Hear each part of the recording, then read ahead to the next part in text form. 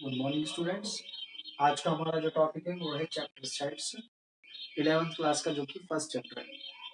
तो आज सेट्स के बारे में हम समझेंगे। सेट्स के अंदर सबसे पहले ही बात जो आती है वो है डेफिनेशन ऑफ सेट्स। सेट्स क्या है? A well defined collection of objects.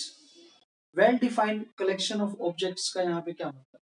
हम ये भी तो कह सकते थे एक ग्रुप ऑफ एलिमेंट्स को हम कहते थे कि भाई सेट्स होगा।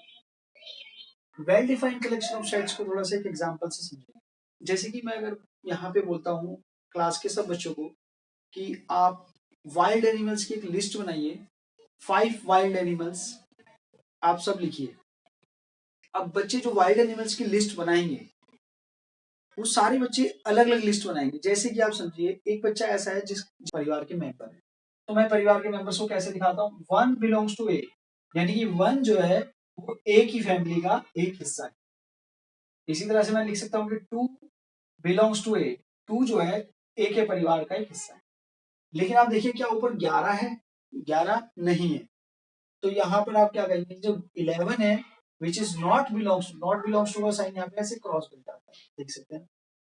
नॉट बिलोंग्स टू ए यानी कि 11 ए की फैमिली का मेंबर नहीं। तो बिलोंग्स टू भी क्लियर हो गया। नेक्स्ट आता है सबसेट। अब सबसेट यानी कि सब सेट, यहाँ पे वर्ड सेट दिखाई दे रहा होगा आपको, तो क्लियर है कि जो सबसेट होता है वो भी एक सेट होता है। लेकिन किसका होता है? वो जिसका सबसेट है। यानी कि है यहाँ पे भी बात वही कि जो सबसेट है वो किसी परिवार का हिस्सा होगा। लेकिन कैसे लिखा जाएगा? अब यहाँ सेट कह रहे हैं तो कहीं ना कहीं उसके साथ सेट का सिंबल लगाएंगे। सेट का ये सिंबल होता है, आप यहाँ पे भी देख लीजिए, ये जो ब्रैकेट्स होते हैं ये सेट के सिंबल को डिनोट करते हैं। अब जैसे मैंने ले लिए 3 एलिमेंट 1 2 3 और इससे एक मैंने सेट बना दिया सेट के सिंबल से, तो मैं कहता हूँ ये जो सेट आ रहा है वो सबसेट है ए का। इसका मतलब सेट ए के अंदर से ही लिया गया वो एक सेट है यहाँ पे जो बनाया गया। ठीक है। अब ए जो है जिसका वो सबसेट था, तो ए उसका क्या कहलाएगा? Super set. भाई सुपर मतलब पावरफुल, तो ए पावरफुल है क्योंकि ए के अंदर से ही वो निकला है। तो ए हो गया उसका सुपर सेट और ये हो गया सबसेट। अच्छा यहाँ फाई क्या है? फाई का मतलब होता है एक एम्प्टी सेट। यहाँ पे मैं डिनोट कर देता हूँ। फाई होता है आपका एम्प्टी सेट। एम्प्टी सेट मतलब आप समझ गए, एक ऐसा सेट जिसके अंदर कोई भी एलिमेंट नहीं है, वो एक सेट मेरा यहाँ पर फाई रखा गया है। अब फाई जो है, अब फाई के अंदर कोई भी एलिमेंट नहीं है, तो फाई को आप ऐसे समझ सकते हैं जैसे एक घर है, एक परिवार है। तो फाई वो सेट है जो दिखाई नहीं देता पर है, खाली है, क्योंकि एक तरह से आप कह सकते हैं कि घर के अंदर भूत है, दिखाई नहीं देता। तो फाई को आप मान सकते हैं कि एक भूत है जो सेट में लिखा हुआ है पर दिखाई नहीं देगा, क्योंकि भूत दिखाई नहीं देते घर के अंदर, जैसे आप जानते हैं। तो फाई एक एम्प्टी सेट है, तो फाई भी जो है एक सबसेट होगा ए का, क्योंकि ए के अंदर है पर दिख नहीं रहा है। तो फाई एक यहाँ पे आपको क्लियर दिखेगा कि सबसेट है किसका? ए का। फाई ए का एक सबसेट यहाँ पर हमने कंसीडर कर लिया है, जो कि हमें दिख रहा है। अच्छा फाई के साथ आप कह रहे होंगे कि सेट का सिंबल नहीं लिखा, तो ये बात थोड़ा सा ध्यान से समझिएगा कि फाई जो है अपने आप में एक सेट होता है, तो उसको सिंबल्स की जरूरत नहीं है। आपको फाई के साथ ये ब्रैकेट्स लगाने की जरूरत नहीं है। फाई को डायरेक्ट आप लिख सकते हैं कि फाई जो है सबसेट है ए का। अच्छा आप सेट्स की दो तरह के सेट्स तो हमने देख लिए, कोई लिखने के तरीके, रोस्टर फॉर्म और सेट बिल्डर फॉर्म। सेट दो तरह के होते हैं, फाइनाइट सेट और इनफाइनाइट सेट। बड़ा आसान है। फाइनाइट सेट जिसके एलिमेंट्स को काउंट किया जा सकता है, जैसे बी में आप देखिए 1 2 3 4 एलिमेंट्स है, तो हम इसके एलिमेंट्स को काउंट कर सकते हैं, तो इसलिए हम कहते हैं कि ये फाइनाइट सेट है। इनफाइनाइट सेट वो सेट होते हैं जिनके एलिमेंट्स को काउंट नहीं किया जा सकता। जैसे आप देखेंगे 2 4 6 ये अप टू चलता जा रहा है, अप टू इन्फिनिटी, तो इसके एलिमेंट्स को हम काउंट नहीं कर सकते, तो इसलिए हम इसको बोलते हैं इनफाइनाइट सेट। इंटरवल्स, इंटरवल्स भी आप लोगों ने पढ़े होंगे, दो तरह के होते हैं, क्लोज इंटरवल और ओपन इंटरवल। थोड़ा सा यहाँ पे बस समझना है। क्लोज इंटरवल का जो सिंबल होता है वो क्लोज ब्रैकेट दिखाई दे रहा है आपको यहाँ पे, और मैंने लिखा है कि 2 से 5। तो अब मैं मान लू, अगर समझ लेना, मान लेते हैं हम यहाँ पे कि ये जो ब्रैकेट है ये नेचुरल नंबर्स को ही अभी कंटेन कर रहा है, यानी कि ब्रैकेट्स की जो वैल्यूज है वो नेचुरल नंबर से ही बिलोंग करता है। तो अब x की वैल्यू क्या क्या हो सकती है? अगर मैं कहता हूँ x इस इंटरवल से बिलोंग करता है, तो x जो है मेरा वो 2, 3, 4, 5 यानी कि क्लोज इंटरवल में जो एंड पॉइंट्स होते हैं 2 और 5, x की वैल्यू वो भी हो सकती है और उसके बीच की वैल्यू कोई भी हो सकती है, अगर हम ये मान लें कि x यहाँ पे एक नेचुरल नंबर है which is belongs to this interval. Same scenario हम नीचे के लिए लेते हैं। ओपन इंटरवल में क्या होता है, ब्रैकेट का सिंबल ओपन हो जाता है, बाहर की तरफ देखेंगे आप ओपन हो गया है, और ओपन इंटरवल के सिंबल्स को लिखने का तरीका ये भी होता है। ज्यादातर बुक्स में आपको ओपन इंटरवल इस तरह से दिखाई देगा। ओपन इंटरवल में क्या होता है, जो लास्ट वैल्यूज होती है 2 और 5 दिख रही है जो एक्स उस वैल्यूज को कंटेन नहीं करेगा, सिर्फ बीच की वैल्यूज को ही कंटेन करेगा।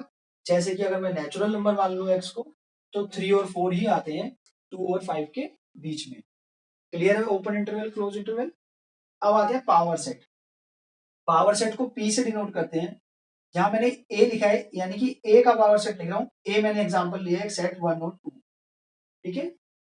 तो पावर सेट में सबसे पहले जैसे मैं कहता हूं कि जो ए है मेरे पास एक सेट ए के जितने भी सबसेट होंगे, ए के जितने भी सबसेट बनेंगे, उन सबसेट्स को अगर मैं लिख दूं एक सेट के अंदर, तो वो ए का पावर सेट कहलाता है। दोबारा बताता हूं, ए के सारे सबसेट्स को अगर मैं एक सेट की फॉर्म में लिख दूं जैसे कि लिखा हुआ है, तो वो ए का पावर सेट कहलाता है। किसी भी पावर सेट में टोटल नंबर ऑफ अगर एलिमेंट निकालने हैं, यानी कि टोटल नंबर ऑफ सबसेट्स ही हो गए ए के, तो ए के टोटल नंबर ऑफ सबसेट्स निकालने का फॉर्मूला है 2 की पावर n। n यहां पर होगा टोटल नंबर ऑफ एलिमेंट्स किसके, सेट के, total number of elements of set A, example ले लिया ना हमने। तो ए के टोटल नंबर ऑफ सेट कितने हैं, 2, तो 2 की पावर 2 करेंगे तो इसके यानी कि सबसेट्स आ गए 4। अब सबसेट में आप देखिए 4 में क्या क्या आ रहा है, 1 होगा इसका एक सबसेट, सेट का सिंबल है, 2 होगा, 1 2 होगा, और 5 मैं आपको ऑलरेडी बता चुका हूं हर सेट के अंदर होता है तो सबसेट भी होगा उसका। ऊपर हमने देखा ही था कि 5 ए का एक सबसेट लिया था हमने, तो 5 हर सेट का एक सबसेट होता है। अच्छा, अब आ जाते हैं सेट्स की कुछ और चीजों पे। यहां देखिए यूनिवर्सल सेट क्या है। यूनिवर्सल सेट को मैं यू से डिनोट करता हूं।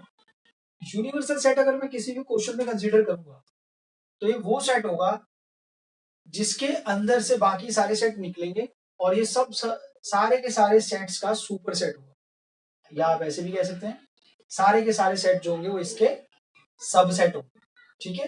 ये ब्लू कलर से आपको शायद देखने में दिक्कत हो रही होगी, मैं इसको ब्लैक से लिख देता हूँ आपको डार्क। तो ये है मेरा, अब यूनियन को और से डिनोट करते हैं, सिंबल इसका भी है। अच्छा, मैंने दो एग्जांपल ले लिए, ए और बी, दो सेट लिए हैं। ए और बी दोनों के दोनों जो सेट है वो सबसेट है किसके, यूनिवर्सल सेट के। अभी हम यही बात कर रहे थे, क्वेश्चन के अंदर जितने भी सेट्स मैं यूज करूंगा वो सारे के सारे यूनिवर्सल सेट के क्या होते हैं, सबसेट। अच्छा, अब आता है यूनियन। यूनियन को और से डिनोट करते हैं, सिंबल इसका भी यू होता है।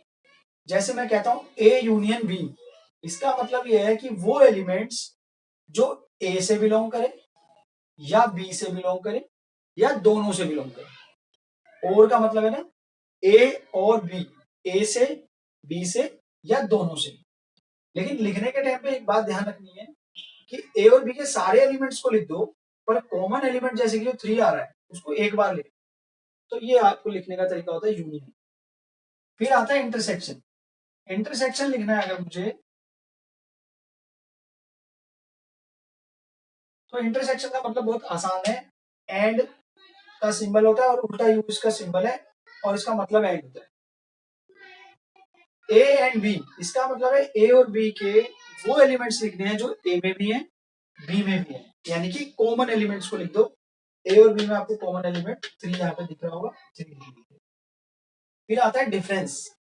डिफरेंस का सिंबल माइनस का ही सिंबल होता है, वैसे डिफरेंस के लिए हम माइनस ही यूज करते हैं। ए माइनस बी, ए माइनस बी का मतलब है ए के एलिमेंट्स में से बी के एलिमेंट्स माइनस कर रहे हैं, तो इसमें क्या करेंगे, वो एलिमेंट्स लिखेंगे जो ए के तो हैं पर बी में नहीं है, यानी कि कॉमन एलिमेंट्स को हटा दो और जो नंबर पहले लिखा है उसके बचे हुए एलिमेंट्स लिखो।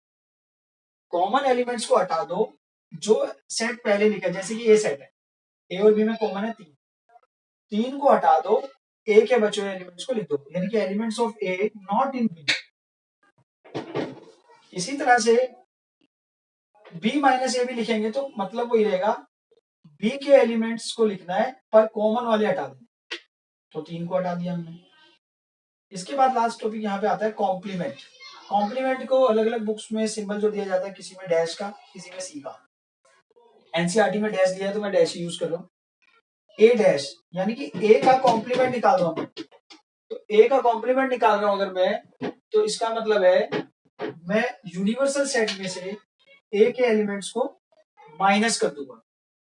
तो यूनिवर्सल सेट में से अगर ए के एलिमेंट्स माइनस कर देंगे हम, तो यहाँ पे बचे हुए एलिमेंट्स क्या आ गए, 1 2 3 4 को माइनस कर देंगे तो मेरे पास आ जाएगा 4 5 6 7 8 9 10। इसी तरह से अगर मैं बी का कॉम्प्लीमेंट भी निकालू, तो यूनिवर्सल सेट में से बी माइनस कर दो, तो ये आ जाएगा 1 2 7 8 9 और 10। ठीक है, तो ये होगा मेरा कॉम्प्लीमेंट। तो इसका स्क्रीनशॉट ले लीजिए। धन्यवाद। अगली वीडियो में हम इस चैप्टर को खत्म कर देंगे।